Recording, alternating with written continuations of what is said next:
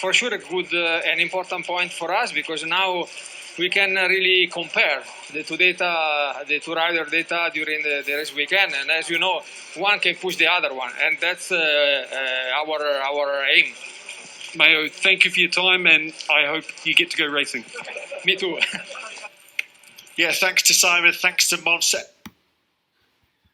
Band are still going to play the Indonesian national anthem, so myself and Liz will just pause for a couple of moments.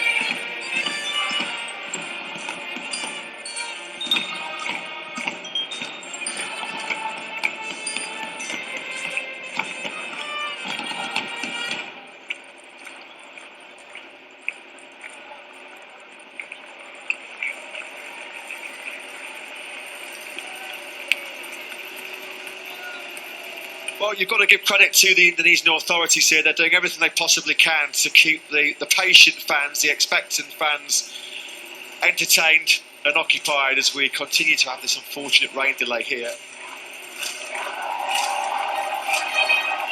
The race, of course, should have been over by now. Unfortunately, we're still waiting. We'll take another quick breather as well and soak up what hopefully is the pre-race atmosphere of this marching band. Aku berdiri jadi padu Indonesia kebangsaanku, bangsa dan tanah airku. Marilah kita berseru, Indonesia bersatu. Hiduplah tanahku, hiduplah negeriku, bangsaku, rakyatku semuanya. Bangunlah jiwanya, bangunlah badannya, untuk Indonesia Raya. Indonesia Raya, merdeka, merdeka, tanahku, negeriku yang ku cinta. Indonesia Raya, merdeka, merdeka, hiduplah Indonesia Raya. Indonesia Raya, merdeka, merdeka, tanahku, negeriku yang ku cinta. Indonesia Raya, merdeka, merdeka, hiduplah Indonesia Raya.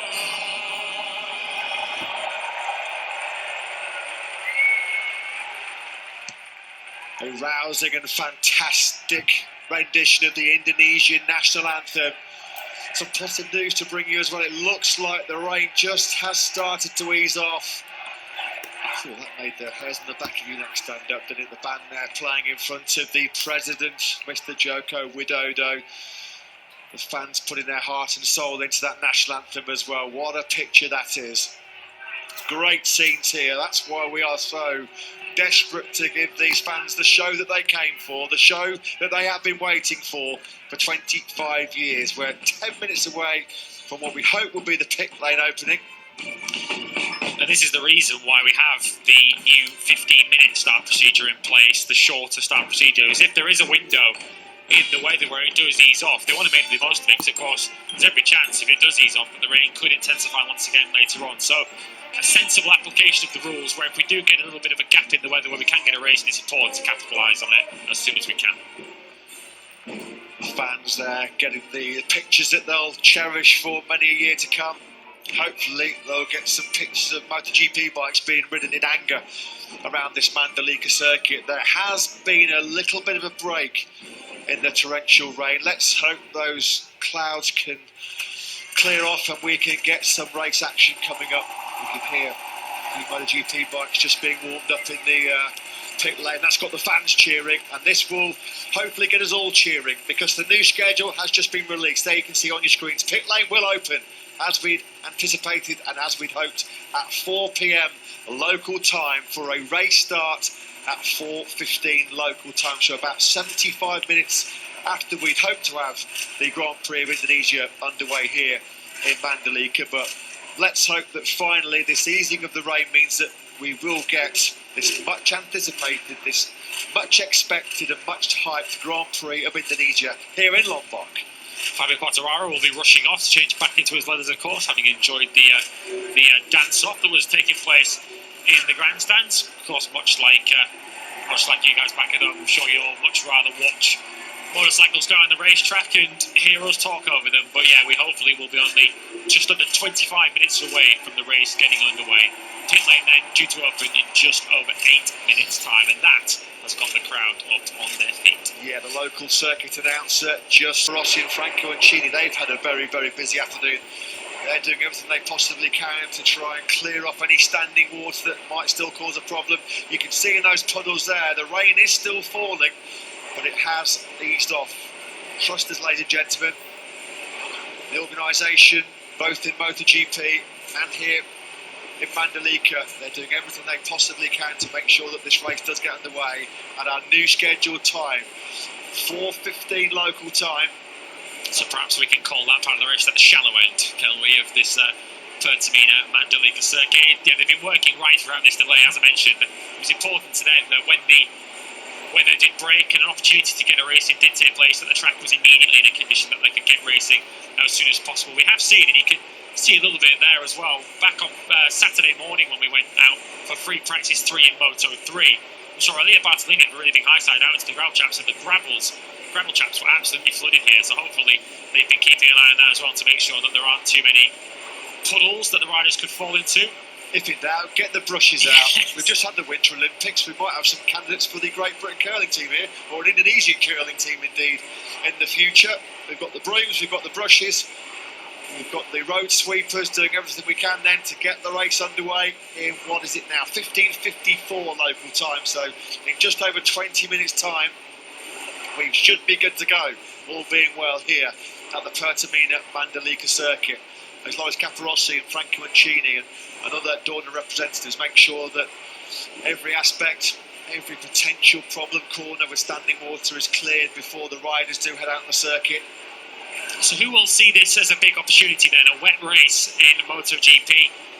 The likes of Paul Espargaro perhaps starting down in 15th on the grid for Repsol Honda. Of course, he took his first MotoGP podium in very torrential wet conditions in Valencia. He will certainly see this as a big opportunity. Brad Binder, we mentioned, of course, he's very, very good in these conditions as well. John Zarco, Jack Miller on the Ducatis will see as an opportunity. The big question, I suppose, will be Fabio Quartararo from pole position. Just how much has his wet weather riding come on since we last saw him at the end of last season? So finally, we are getting the MotoGP riders and teams prepped and ready to go. They're bringing all the equipment onto the track now. We are going to start the quick start procedure.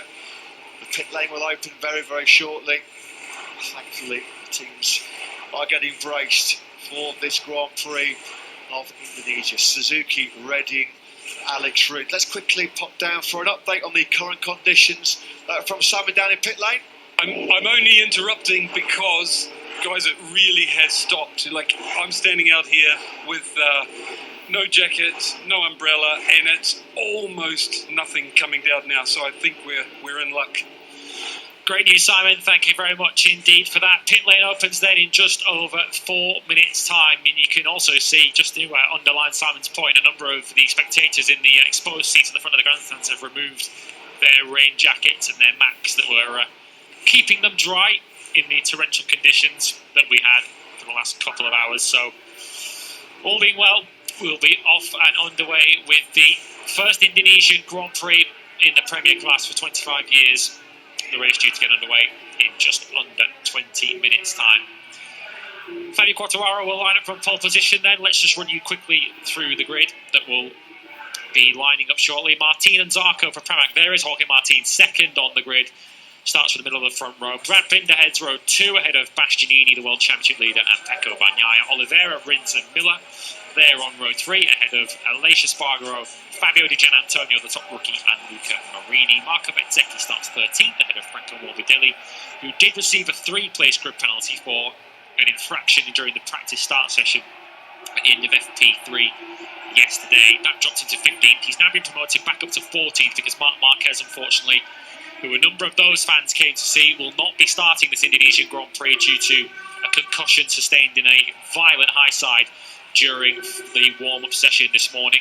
That promotes his teammate Pol Espargaro up onto the 5th row and 15th, with Andrea Dovizioso, who's certainly got some previous in wet conditions, hasn't he? He lines up 16th ahead of Joan Mir and Alex Marquez. Maverick Vinales would be 19th on the grid ahead of the 2 Tech3 rookies of Raul Fernandez and Remy Gardner. Darren Binder is set to start 22nd, with Takaki Nakagami in 23rd. They're all, of course, chasing Fabio Quartararo, who starts from pole position.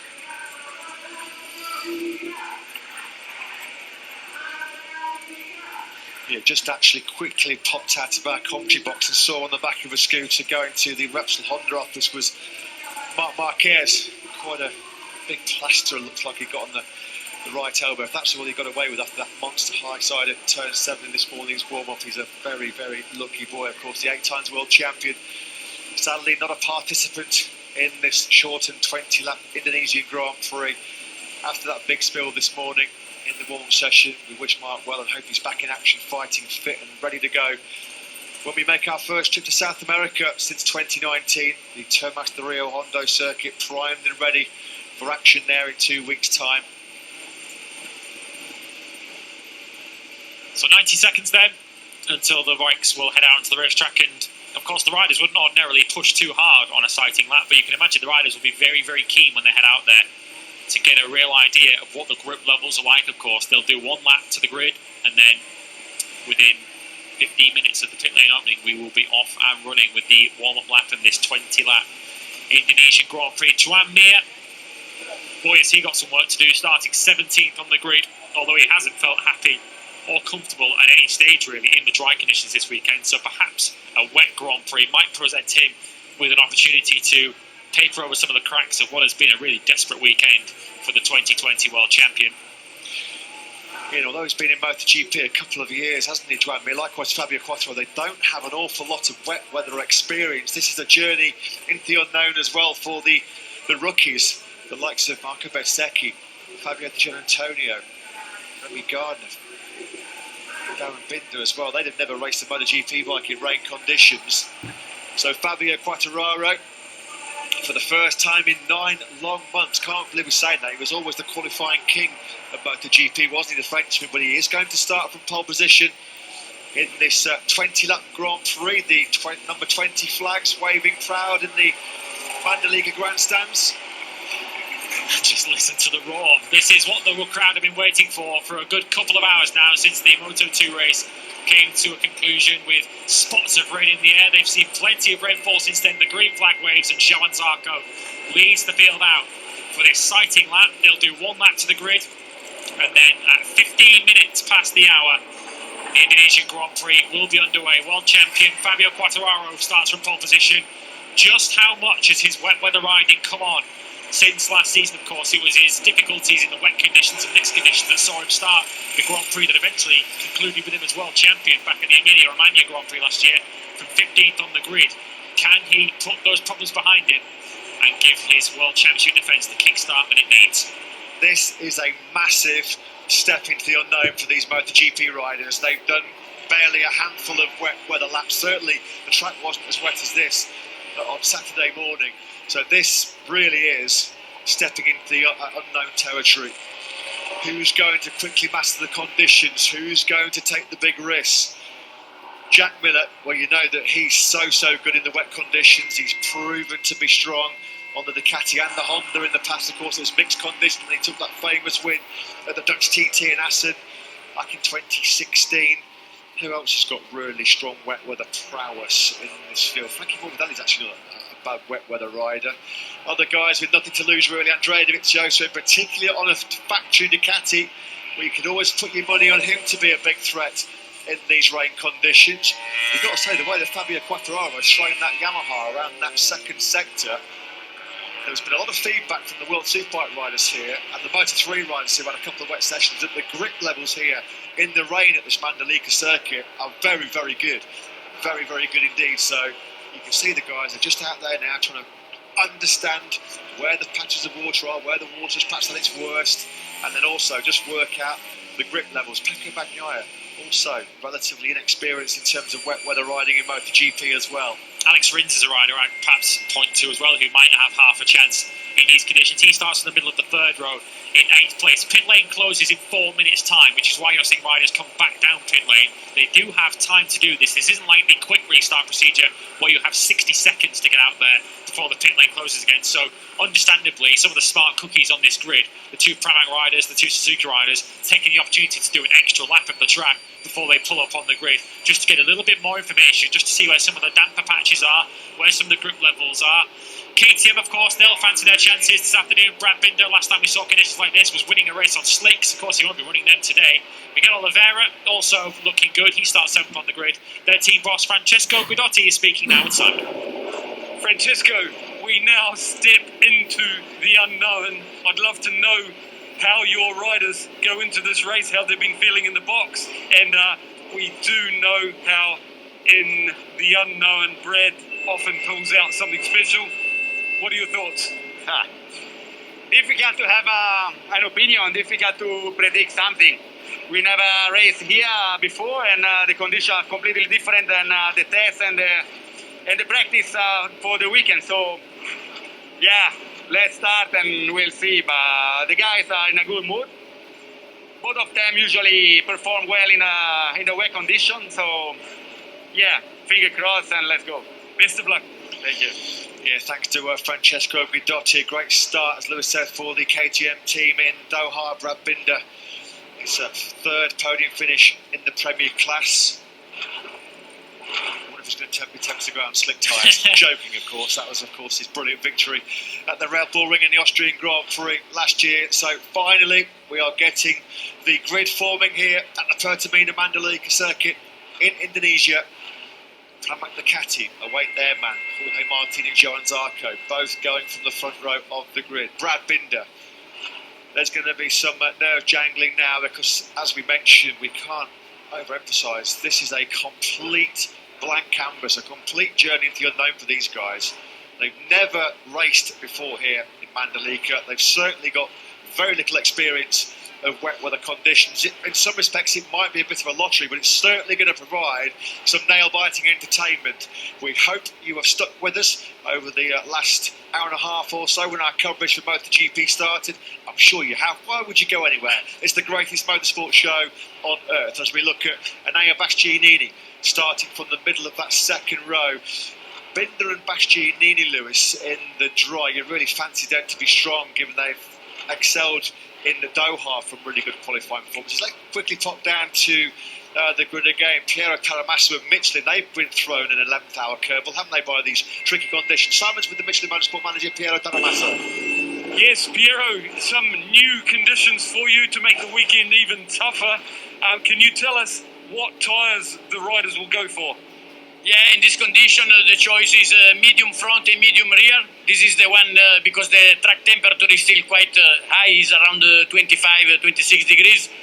and also because here the tricky point is the overheating on the right side. And with the soft compound, the problem that you might overheat too much and you lose grip. With the medium, will be much more stable. So this is the best choice for this condition. Thank you, Piero. You're welcome. Yeah, thanks to Piero Taramassa. We're just running through this revised grid now, of course, revised sadly because 8 times world champion Marc Marquez has been ruled out of this delayed Indonesian Grand Prix. There was the president then, Mr. Joko Widodo, who is finally, after all of his effort and all the effort of the authorities here in Indonesia, it looks like, thankfully, we are going to get MotoGP action here in Indonesia for the first time since 1997. Well, the Shaman certainly did the trick in the end. We got the race we were hoping for. Yeah, whatever that lady's name was, get her inducted into the MotoGP Hall of Fame very, very quickly because, yes, it does look like the rain banisher or whatever she was called by the locals. She normally goes to big events like weddings and parties. She'll be getting a position at the FIM, I think. She'll be taken to every Grand Prix over the course of the year now to try and ward off any potential wet races or cancellations. So we're about to get underway then for this Indonesian Grand Prix, and Aya Bastianini goes into it as the championship leader. Let's get a word from Grassini with Simon. Yeah, that was a key word you said there, championship leader. That's why I've come to see Michele Massini. Michele, he's done so well at Naya, for the first race, all the way through this event, put himself in a good position on the grid, looked good in FP4. Now, completely different conditions. How does he feel about the wet? Yeah, now it's difficult to predict how does it go the race because still a lot of water on track. There is a big patch in some corner, but for sure this is the same condition for everybody, and we don't make any practice on this condition. So we will see. We start from the second row. This is good enough, but we have to learn lap by lap what we can do. How does Enea feel about rain condition riding? It's not so bad. Not so bad. We have to improve in this point, but we have a good base on the rain. Thank you and best of luck. Thank you to you. Thank you. Yeah, thanks Simon. Thanks to Michele Massini from the Grassini Ducati team. Can they continue their stellar start to 2022? Alex Rins, not quite sure that it's sunglasses weather right now for the Suzuki man, but I guess just trying to keep himself focused, trying to hide some of the nerves that will inevitably be hitting these riders. This is nerve-wracking stuff. This is tense. This is where these guys are really, their skills are put to the limit, their concentration, their focus, because they're just about to encounter a racetrack in conditions that they've never experienced before. It's a bit of a level playing field, this, isn't it? It's going to be a case of fortune favouring the brave. Jack Miller, normally he revels in these kind of conditions. Even Thriller Miller looks a little bit pensive as we count down towards race time here in Mandalika. Just 6 minutes to go then. Speaking, of course, earlier on, we were discussing the potential strategies that might be deployed in a dry weather race, and the big talking point, I suppose, was Fabio Quartararo's determination, I think, to get to the front of the race and get a clear track, with the Ducatis looking to stop him doing so. In many ways, even though it's a wet race, that is still the aim for Fabio Quartararo, more because of the visibility here rather than any kind of issues with overheating front tyres. We're still expecting to see a little bit of spray, more than a little bit of spray. There will still be some standing water in patches of this racetrack. We've already heard from Piero Taramassa that there are still some patches as the virtual fan wall. Get ready to see this historic first Indonesian Grand Prix in 25 years. If we are going to see some spray, particularly in the early laps with the field all running together, it's going to be so important for these guys to try and get a clear track as soon as possible. Yeah, Fabio Quartararo would not have known how perhaps significant that pole position was yesterday. He knew it was going to be good and crucial in dry conditions. Well, it might be absolutely vital now with, as Lewis said, the potential for spray hitting the riders that are in the chasing pack. An excellent weekend so far then for this young man, Fabio Di Gianantonio. Very, very limited experience of that Ducati in rain conditions. This is going to be a tough test of the mettle for these MotoGP riders. 5 minutes then to the race start here in Mandalika, and finally we can say there's going to be MotoGP race action in Indonesia. Our first visit to Southeast Asia since 2019. one rider perhaps to identify that we haven't mentioned yet, who will certainly fancy his chances in these conditions. Starts all the way back in 18th on the grid. The brother of this man, Marc Marquez, if you're just joining us, will not start this Grand Prix due to a concussion sustained in the warm-up earlier on today, as some drizzle starts to fall, as Simon Crafar lets us know from pit lane. But Alex Marquez, his brother, of course, took a sensational podium, his first podium in MotoGP, in very wet conditions at Le Mans, and very nearly won that Grand Prix as he was chasing down Danilo Petrucci. He'll certainly be a rider who will have a big result on his hands, potentially today. Certainly a bigger result than he thought when he qualified 18th yesterday. Let's just hope then that that rain that's just starting to fall a little bit heavier again, as the team personnel are told to clear the grid, that it doesn't start falling as ferocious as what it did about an hour ago, which caused this lengthy delay here for the MotoGP return to Indonesia for the first time since 1997. Understandably, there's some really tense, anxious-looking faces down there on the grid. Somebody give Aleix Espargaro a glass of water. He looked like he got a real dry mouth. So here it is then, finally, we're about to get underway in MotoGP here in Indonesia. Two Pramac Ducatis on the front row of the grid. Johan Zarco in third place. Jorge Martin starts from second place. But it's the reigning world champion Fabio Quartararo who starts from pole position in our first Indonesian Grand Prix in 25 long years. Don't go anywhere, folks. 20 laps of pure drama and theatre coming your way in MotoGP. Up next.